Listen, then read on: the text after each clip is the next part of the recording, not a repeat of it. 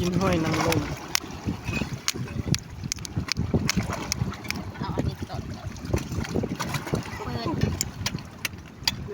โอ้ มี ได้สวยเป็นเดี๋ยวนี่กัน แบบนี้กินได้วันนี้ทุกคน บ่ได้ นี่ แบบนี้บังดุอ้วนกินได้บ่ได้ เป็นอะไรแซ่บอ่ะ เข้มไหมเข้มน้ำ เข้มบ่ นี่ดิอันมันใหญ่ๆนี่ดิ แต่กินได้อยู่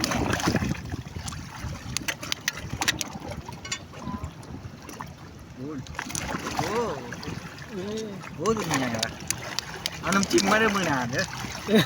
ว่า ผักได้นี่ นี่ดิกินหอยนางรม กินได้อยู่มันก็บริเค็มไปเลยเห็นน้ำจิ้มใส่ถ้วยเลยนี่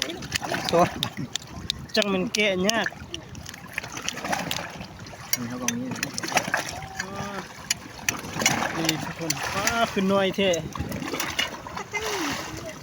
หลายนี่แกะดูแกะได้หลายเติบ นี่ดิ มันก็ดีกว่าให้น้อยๆครับเก็บหอยนี่บ่ดีกว่าเก็บหอยน้อยๆ